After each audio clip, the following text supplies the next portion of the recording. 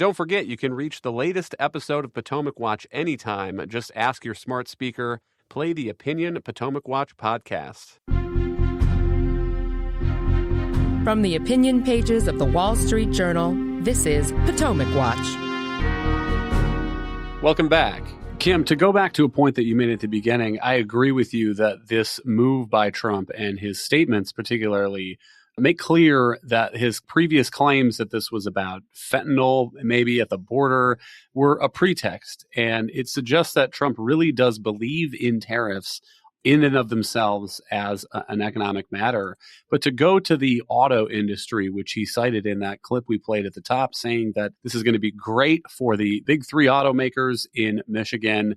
Notable that Ford CEO Jim Farley last month said this: long-term, a 25% tariff across the Mexico and Canada borders would blow a hole in the U.S. industry that we've never seen.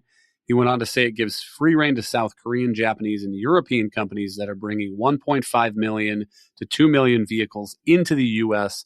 that wouldn't be subject to those Mexican and Canadian tariffs.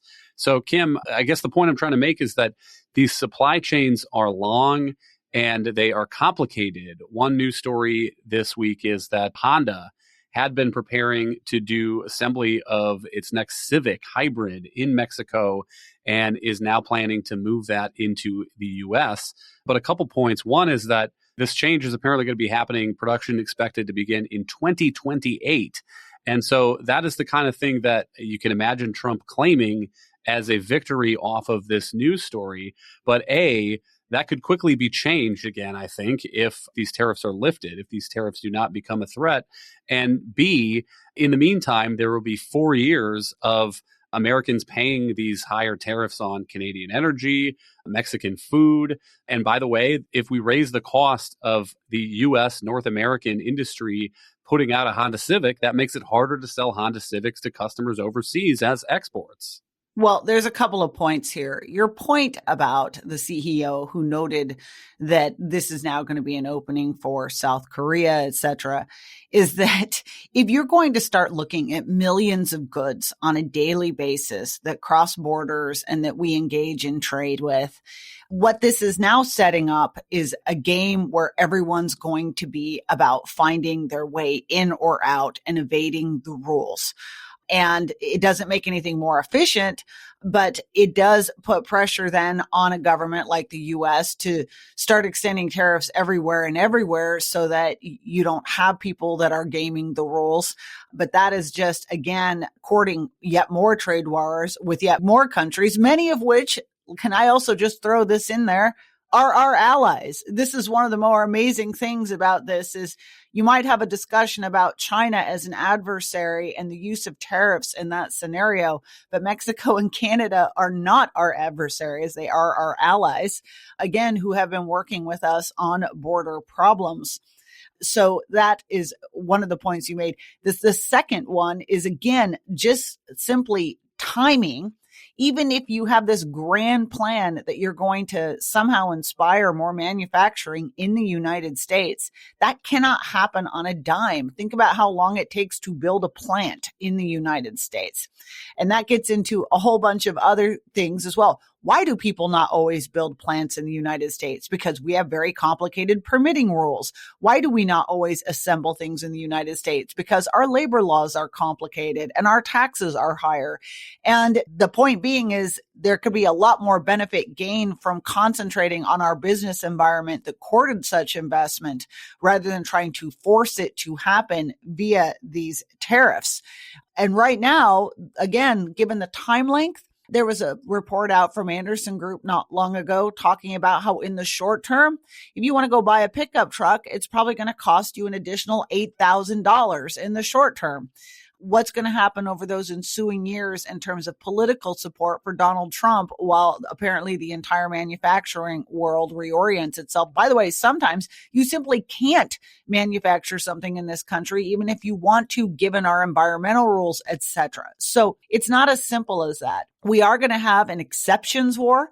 By the way, all those people who love the idea of getting rid of all those federal bureaucrats, well, stand back and wait for them to all be replaced with lobbyists who are going to be crowding the halls of Congress now, asking for an out for their product or for this country. So the complications of this, again, in a vacuum, they can sound quite lovely. Lots of money for the United States, and stick it to anyone who doesn't manufacture here in the United States. But the reality is so far from that and exceptionally messy with a lot of unexpected, unforeseen consequences. Alicia, we'll give you the last word, but what about the legality here? The White House fact sheet, sticking with the pretext, says that President Donald Trump is proceeding under the International Emergency Economic Powers Act to combat the extraordinary threat to national security posed by unchecked drug trafficking. So the White House is maintaining that this is about fighting fentanyl trafficking and so forth. But are we likely to get a lawsuit here by some company that is affected by these tariffs? And am I wrong to think that they're going to go to court and say, hang on, the White House is saying this is an emergency about drug trafficking, and then the president sitting in the Oval Office is talking about how you've just got to build your auto plants here nowadays? Right. So there's a question or two different issues here. One is you mentioned pretextual, and the Supreme Court has been reluctant to read into the president's thinking or mind what and if he's using a pretext to do some other kind of executive action. We saw that with the citizenship case on the census. But here he is actually explicitly saying that, tying this, you don't actually have to read into his motive here. He's saying it. This IEPA law, which dates back to the 1970s, is really a sanctions law, and it's definitely an abuse of power. Whether there will be a legal challenge, I don't expect one from an individual business. You might get one from an industry group. I mean, businesses are often just reluctant to challenge a government for fear of retaliation by the administration, especially this kind of administration who seems to be very political. In terms of favoring certain companies or targeting others, at least in Donald Trump's statements. What I'm surprised by, and maybe I shouldn't be, is that Democratic AGs haven't threatened to sue. They're suing over everything else Donald Trump does, but they aren't challenging this. And I would think that they would have strong legal standing to do so. And the only reason that comes to mind why they may not be is because they want to leave open this authority for a future Democratic president to abuse. Thank you, Alicia and Kim. Thank you all for listening. You can email us at pwpodcast@wsj.com. If you like the show, please hit that subscribe button, and we'll be back tomorrow with another edition of Potomac Watch.